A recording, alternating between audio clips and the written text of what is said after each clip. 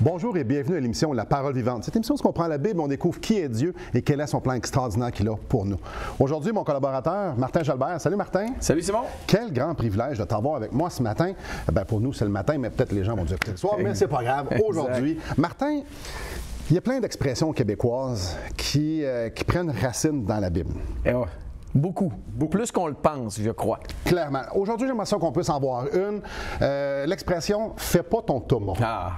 Ça en est une bonne. Ça en est une excellente. Je pense que tous les Québécois, ils sont familiers même avec ça. Du moins les plus... Ceux de notre génération en montant. Au moins.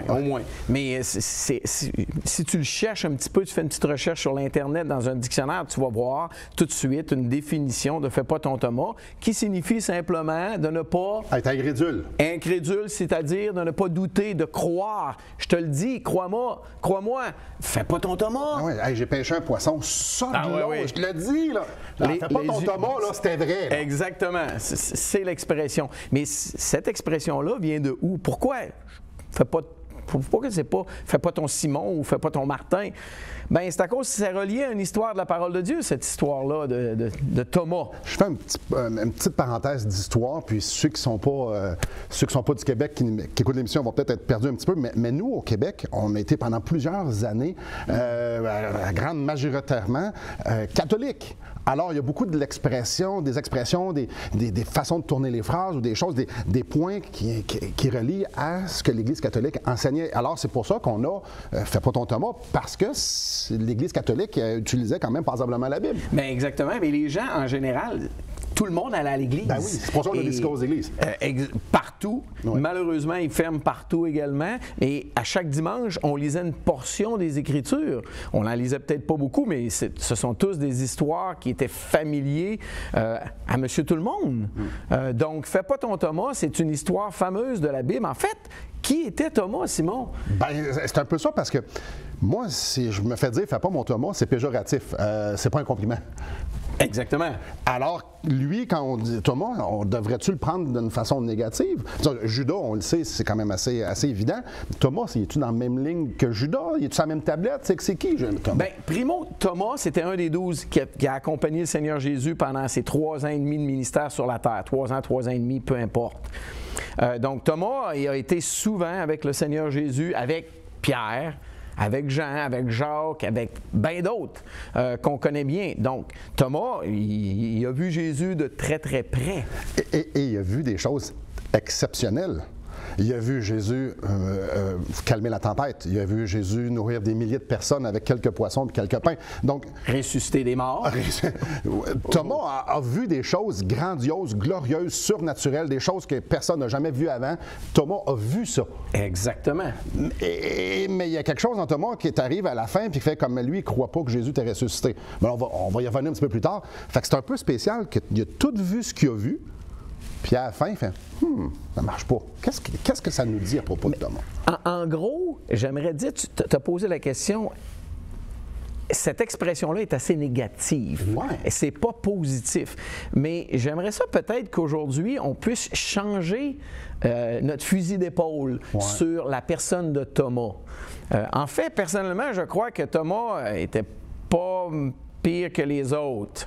Il faut comprendre, il faut connaître les autres pour pouvoir dire ça, mais tout le monde pense que les 11 apôtres, c'était l'élite de l'élite. Non, pas du tout. Pas du tout. C'était une gang de cabochons, là. C'était des gens bien normaux. Bien normal. Puis bon, c'est vrai que Judas, comme tu as mentionné, il a trahi Jésus et malheureusement, Judas, après son erreur majeure, il est allé se pendre. Ouais. Il a commis un suicide. Donc, on ne va pas parler de lui, mais les autres, ils n'étaient pas mieux. Et sur quoi ils basaient leur foi? Sur quelque chose que Thomas n'avait pas. Et est-ce que les autres ont plus cru que Thomas? Ça, c'en est une bonne question. Peut-être commencer avec ça. Qu'est-ce que tu en penses? On retourne sur le chemin d'Emmaüs dans Luc 24. On le sait, après être ressuscité, Jésus accompagne 2 personnes, 2 hommes sur le chemin d'Emmaüs. Puis ils ne comprennent pas tout. Puis là, ce que ça nous dit dans le texte, c'est Jésus explique à ces 2 hommes-là comment l'Ancien Testament... Puis en passant, il ne faut pas t'oublier que les gens doivent comprendre que Jésus explique à ses 2 disciples sur le chemin d'Emmaüs, mais les 2 disciples, ces 2 personnes-là, Ils ne savent pas que c'est Jésus. Non, ils le savent à la fin, mais pas pendant qu'ils marchent. Exactement. Pas du tout. Ils sont complètement aveuglés. Et en passant, j'ai eu le privilège de me promener sur un tronçon de route qu'on croit être le tronçon de route en Israël, qui est le chemin d'Emmaüs, un vieux tronçon de route romain avec des pierres dans une vallée. On s'imagine ça des fois sur une belle grande plaine. Non, dans une vallée, ils descendaient sur une route pour aller vers le petit village d'Emmaüs. Donc, tu peux nous lire ce texte-là si tu veux. Je ne suis pas là, mais je peux y aller. Je vais juste vous lire une portion des échanges. Et c'est vraiment spécial. Au verset 22, ça nous dit « Il est vrai que quelques femmes d'entre nous nous ont fort étonnés s'étant rendues de grand matin au sépulcre. » Donc, on sait Jésus est ressuscité. Les femmes ont été pour pouvoir l'embaumer et tout ça. Jésus n'est pas là. Fait que les femmes retournent voir les disciples. Mais c'est pourquoi ils nous ont fort étonnés? Parce que les femmes ont vu Jésus ressusciter. Les femmes sont allées, et on le dit aux autres disciples, et les autres disciples, est-ce qu'ils ont cru? Ouais. Je dirais plutôt le non. Ouais, c'est ça. C'était une société très, très homme. Oui. La femme était comme vue de second ordre. Et encore là, j'aime tellement Jésus. Hein? Quel clin d'œil. Ah! Jésus. Bien, premièrement, ce sont des femmes qui sont au tombeau en premier. Ouais. Après que Jésus, quand c'est le temps d'aller embaumer Jésus. C'est elle qu'elle voulait aller s'occuper du Seigneur. Exactement. C'était pas les hommes. Et Jésus décide de se révéler à elle en premier. C'est pas surprenant. Et là, les hommes, elles vont aller le dire. On l'a vu.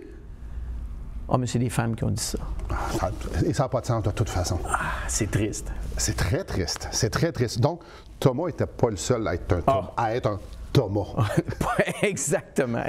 À douter, quoi. Ouais. Hey, on va aller à la pause, mais juste avant d'aller à la pause, j'aimerais vous offrir le film de Jésus selon l'Évangile de Jean. Alors, ce qu'on est en train de voir, l'histoire de Thomas, et pas juste l'histoire de Thomas, surtout l'histoire de Jésus, c'est dans ce film-là, parce que c'est selon l'Évangile de Jean, et on aimerait ça vous le donner, et ça, c'est tout à fait gratuitement, parce qu'on veut vous le donner. Ça le dit, un don, c'est gratuit. Alors, appelez-nous, écrivez-nous, dites, j'aimerais ça avoir le film que Simon nous a offert, et on vous l'envoie tout à fait gratuitement. Donc, après la pause, justement, on va continuer à regarder cette expression-là, fais pas ton Thomas. Restez avec nous.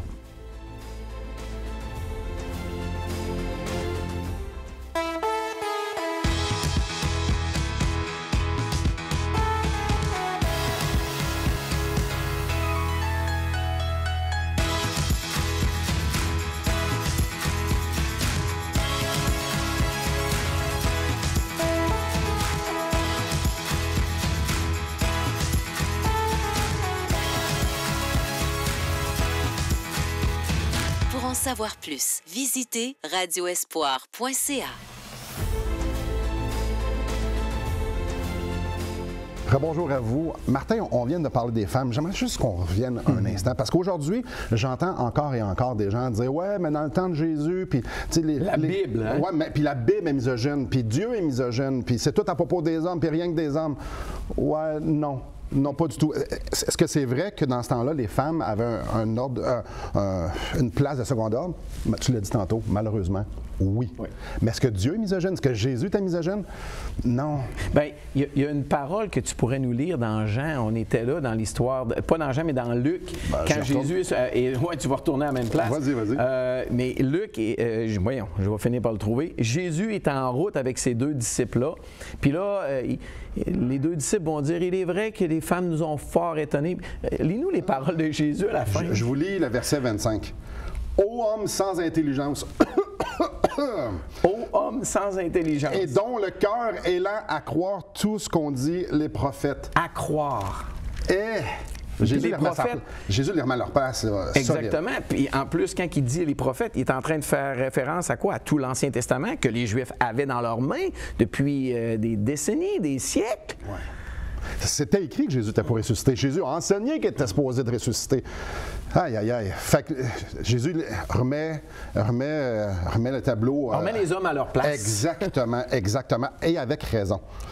On retourne à Thomas. Là, on va dans Jean au chapitre 20. Donc Jésus est ressuscité. Il se présente à ces disciples-là, il se présente aux femmes, comme on l'a mentionné, mais il se présente aussi un certain soir chez ses disciples qui sont réunis ensemble. Et ça se passe au verset 19. Et puis, regardez au verset 20. Et quand il eut dit cela, il leur montra ses mains et son côté. Les disciples furent dans la joie et en voyant le Seigneur. Hey, c'est le Jésus était ressuscité. Puis là, il le voit en chair et en os, vivant. Et même à un moment donné, il y en a qui vont douter dans un des évangiles. Puis là, Jésus va demander de la nourriture pour que le monde qui est non, je ne suis pas un fantôme, là, je mange. C'est vraiment moi. Là. Oui, exactement. C'est vraiment moi. Puis là, la soirée se termine, tout ça. Et là, les disciples s'en vont voir Thomas. Ils croisent Thomas. Hey, Thomas! On a vu Jésus. Le maître est ressuscité. Ouais, regardez bien sa réponse. Thomas, appelé Didyme, l'un des 12, n'était pas avec eux lorsque Jésus vint. Les autres disciples lui dirent donc, nous avons vu le Seigneur. Mais il leur dit, si je ne vois pas dans ses mains la marque des clous, et si je ne mets pas mon doigt dans la marque des clous, et je ne mets pas ma main dans son côté, je ne croirai point. Donc, l'expression « ne fais pas ton Thomas » ne vient directement de ce verset-là, verset 25. Si je vois pas, je crois pas. Exactement. Fait qu'on regarde ça et on fait, ben, Thomas était bien poche. Surtout qu'il était en train de dire à 11 de ses meilleurs chums, 10 de ses meilleurs chums, ses grands amis. Je vous fais pas confiance. Exactement. Puis, je veux dire, Simon, si je viens te dire que j'ai vu un grand événement sur la route en m'en venant ce matin, puis tu me regardes, tu dis, ben, prouve-moi-le, demande des photos, je te crois pas. Tu vas le prendre personnel. Ben, disons qu'une amitié comme ça va pas bien. Non. Mais ici, j'aimerais ajouter un petit détail sur Thomas. Vas-y. Oui, on lui pointe du doigt, il n'a pas cru. Puis, on en reparle de ça. Ouais. Mais un point que j'aimerais souligner, c'est que Thomas était un homme honnête. Ça prend une certaine humilité pour dire ça au gars. Simon, si je te pose la question, comment ça va? Ça va bien. Cette question-là est toujours répondue par « ça va bien ». Je me souviens, quelqu'un, à un moment donné, m'a demandé cette question-là, puis je l'ai regardée, je dis « ça va pas ».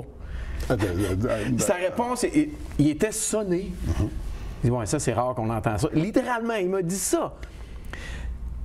Parce que ça allait pas dans ma vie à ce moment-là. Puis là, j'étais tanné de dire que ça va, puis non, ça va pas. Des fois, ça va pas. Exactement.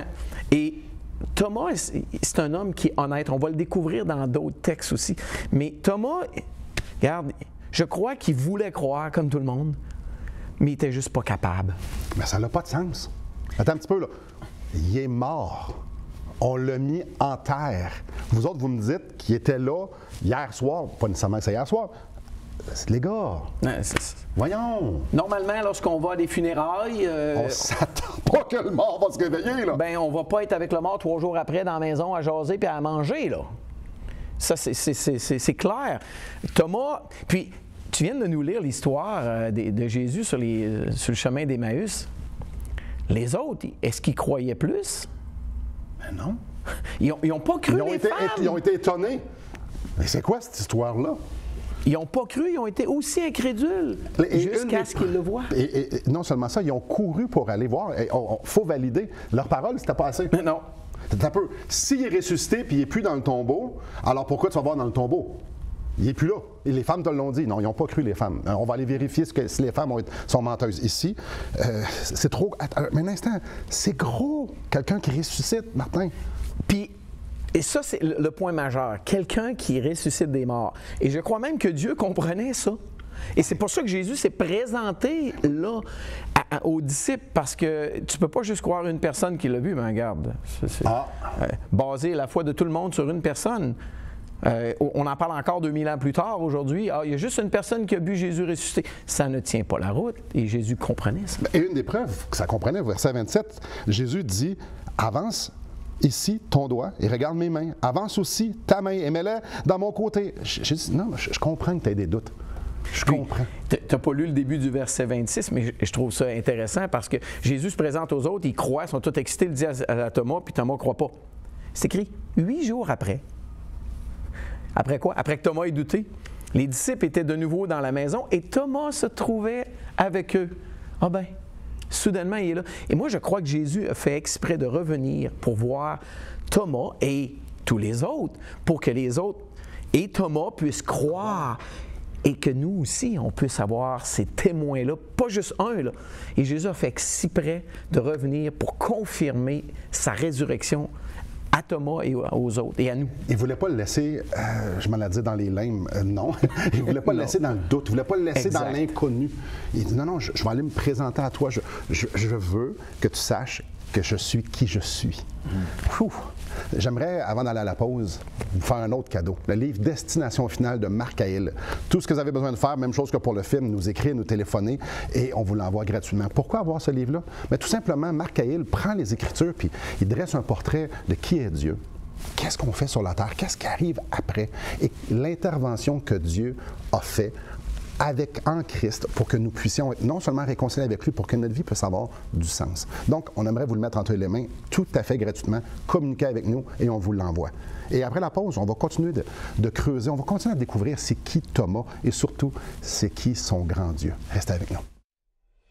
Depuis maintenant 15 ans, nous avons l'immense privilège d'annoncer la bonne nouvelle de Jésus-Christ. Par la grâce de Dieu, nous avons fait plus de 500 émissions, distribué gratuitement des milliers de livres et que dire des centaines de personnes qui ont répondu par la foi à l'appel de Jésus. Aujourd'hui, nous aimerions inviter ceux qui ont reçu cette bonne nouvelle à faire équipe avec nous. Aimeriez-vous avoir un impact dans la francophonie pour l'Évangile? Joignez notre équipe en participant financièrement à la production de l'émission et en nous permettant de continuer à offrir de la littérature gratuitement à ceux qui sont ouverts à l'Évangile. Contactez-nous. Il nous fera plaisir de vous partager comment vos prières et vos dons peuvent faire la différence.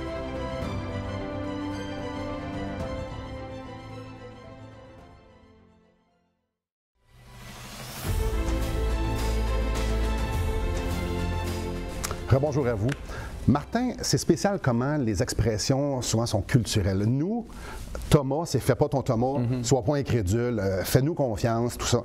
Mais en anglais, culture différente, eux, ils ont aussi une expression concernant Thomas. Peux-tu nous la dire? Eh bien, je ne sais pas si c'est tout le monde qui l'a, mais moi, je l'aime beaucoup. En anglais, c'est Honest Thomas. Donc, Thomas, l'honnête. L'honnête. Le vrai, là. Nous, on connaît Thomas comme le gars qui ne croit pas. Puis certaines personnes dans le milieu anglophone, ben c'est non, Thomas, c'est un gars honnête. Transparent, vrai, là. Et probablement que la majeure partie des gens ne connaissent pas Thomas comme quelqu'un d'honnête, quelqu'un de vrai, quelqu'un de je l'ai dit transparent. Et il y a deux histoires qui vont nous aider à capter cette nuance-là. Et j'aimerais vous inviter dans Jean au chapitre 11. Jean, chapitre 11, souvent c'est connu. Marthe et Marie ont un frère qui s'appelle Lazare. Exact. Lazare meurt. Alors, Marie et Marthe, évidemment, sont dévastés, puis vont voir Jésus, puis... Il envoie chercher Jésus. Jésus fait comme exprès d'attendre quelques jours, on dirait comme pour s'assurer qu'il est bien mort. Puis ça nous le dit, il avait commencé à sentir quand Jésus est arrivé. Exactement.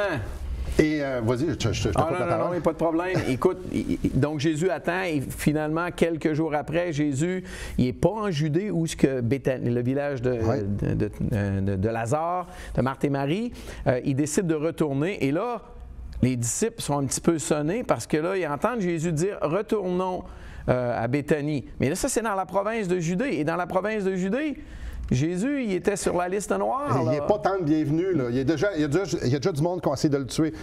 T'es sûr tu vas aller là? Exactement. Et je vais lire ce que Thomas, lui, a dit. Allons aussi, c'est au verset 16, afin de mourir avec lui. OK, eux autres sont convaincus que s'ils s'en vont en Béthanie, ils vont mourir là. Exactement. Et on va tous se faire tuer, là. Ça va pas bien. Et Thomas n'a pas dit comme non, je ne veux pas y aller. Thomas, il a dit non, on va y aller avec lui. Je suis prêt à y aller. Souvent, cette parole-là, si je suis dans une église, je parle de ce sujet-là, puis je dis qui a dit allons aussi afin de mourir avec lui? On va tous dire c'est Pierre. Pierre. Personne ne va penser à Thomas. Thomas, le douteur. OK, oui, c'est vrai, il a douté. On ne va pas y enlever. Il aimait profondément Jésus. Exactement. Il était même prêt à aller mourir pour le Seigneur Jésus en retournant en Judée, dans une province que tout le monde cherchait à le tuer. C'est quelque chose. On va dans Jean 14. Un autre beau texte. Autre histoire. Et là, ça, c'est le dernier soir avant qu'il soit livré. Jésus sert ses disciples prennent leur repas du Seigneur. On connaît ça, mais il y a aussi plusieurs enseignements. Ça commence en Jean 13, ça va jusqu'à Jean 17, ça finit par une prière où ce que Jésus parle à son Père. Mais au chapitre 14, Je vais lire un petit bout parce que c'est un texte qu'on utilise souvent. En fait, juste un petit Ben oui, parenthèse. vas-y. Les gens ne réalisent pas, mais comme 25 de l'Évangile de Marc, là, qui est c'est la dernière semaine de Jésus. Oui, c'est ça. Une semaine. Pourtant, Jésus a eu 3 ans de ministère plus sa naissance. Donc, oui, il y a eu beaucoup d'événements qui se sont passés dans ce dernier temps-là. Et vas-y, lis-nous ce beau passage. Verset 1, « Que votre cœur ne se trouble point. Croyez en Dieu et croyez en moi. Il y a plusieurs demeures dans la maison de mon Père. Si cela n'était pas, je vous l'aurais dit, je vais vous préparer une place. Et lorsque je m'en serai allé et que je vous aurai préparé une place, je reviendrai et je vous prendrai avec moi afin que là où je suis, vous y soyez aussi. Vous savez où je vais et vous en savez le chemin. » Quel beau passage! Mais attends un petit peu, là. Nous, on a toutes les Écritures au complet pour comprendre ce que Jésus veut dire. Mais Thomas, lui, il n'a pas tout. Lui, il entend ça, il fait « Hein? » Bien, pas juste Thomas. Exact, j'allais le dire. Thomas, c'est lui qui est assez brave pour ouvrir la bouche. Puis dire « Seigneur, nous ne savons pas où tu vas. Comment pouvons-nous en savoir le chemin? » Mais je comprends pas ce que tu dis. Jésus, Jésus, Dieu est sur terre. Il est en train de leur dire, je m'en vais vous préparer une place, tu connais le chemin. Croyez-moi, Oui. puis je vais venir vous rechercher, puis vous savez où est-ce que je m'en vais. On ne sait pas où est-ce que tu t'en vas. Honest Thomas, commences à comprendre? Thomas l'honnête.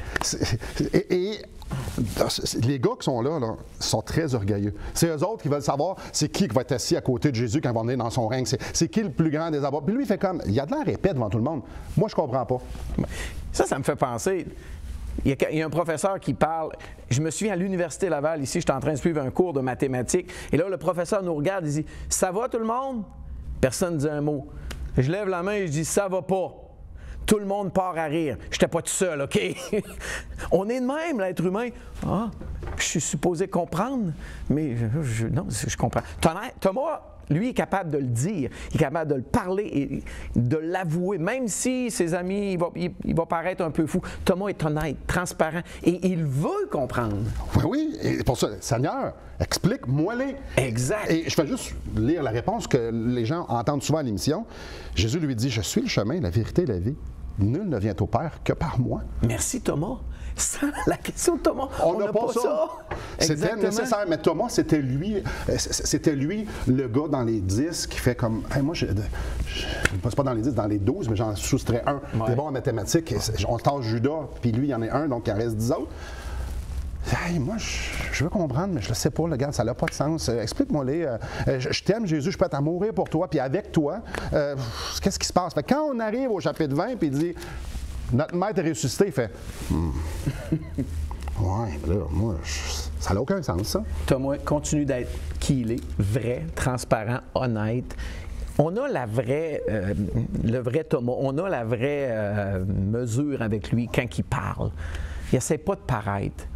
Et moi, c'est le défi que j'aime lancer aux gens. Est-ce que vous êtes capable d'être vraiment honnête avec vous-même? Être capable de dire, je comprends pas tout. Puis là, je sais pas où que ça s'en va tout ça. Je sais que toi, tu as les réponses. Je vais, en parlant de Jésus, Jésus, informe-moi sur toi. Martin, après la pause, on va justement regarder la réponse de Jésus un peu plus en profondeur et l'impact de la question de Jésus, et pas de Jésus, de Thomas, de ses incompréhensions, de son incrédulité. Donc, restez avec nous. Après ça, on va se l'appliquer à nous. Restez avec nous.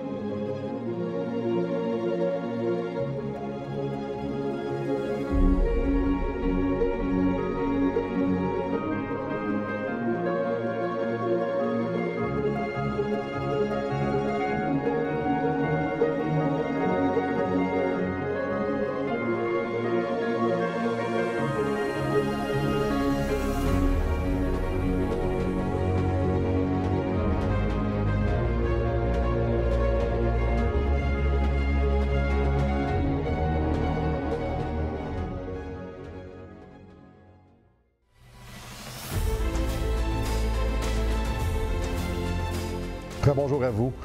Comme on vient de parler, Jésus dit, je m'en vais au ciel, j'en vais préparer une place. Quand ça va être prêt, je viens vous chercher. Thomas, on le dit dans Jean 14, il fait comme, on ne sait pas où est-ce que tu t'en vas, c'est quoi ta patente?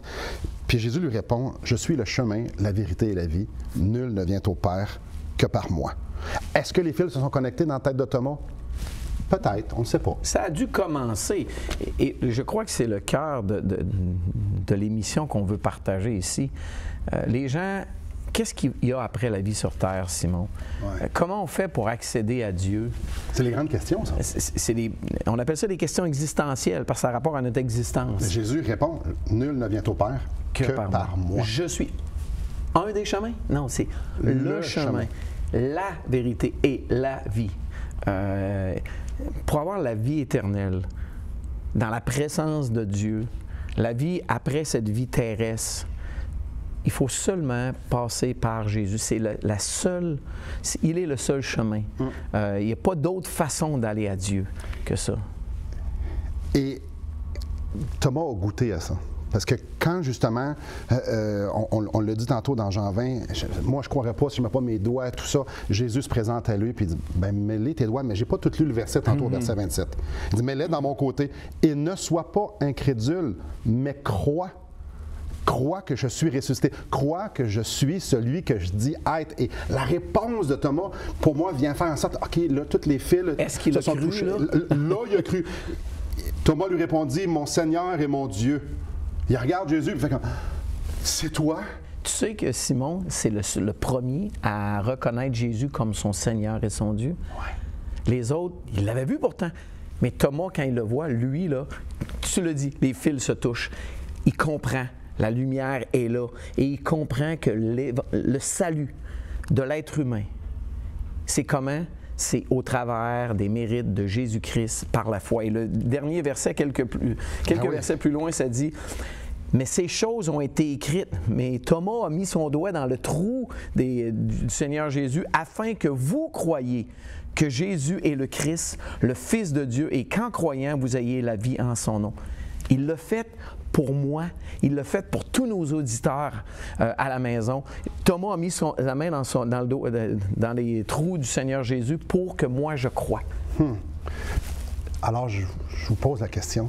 Vous croyez-vous? On ne vous parle pas de religion, on ne vous parle pas si vous en avez fait assez, si vous êtes une bonne personne. On vous pose la question, vous, avez-vous besoin d'un sauveur? Avez-vous besoin de Jésus qui vienne vous pardonner vos péchés? Ah, je vous en supplie, soyez réconciliés avec Dieu, tournez-vous vers lui, puis dites-y, sauve-moi. Parce que si on croit, nous avons la vie éternelle, nous sommes sauvés. Alors, merci Thomas d'avoir posé cette question-là. Merci Thomas d'être qui tu es, parce qu'aujourd'hui, on peut être touché par justement ces grandes vérités-là. Merci Martin. Merci à vous et que le Seigneur vous bénisse.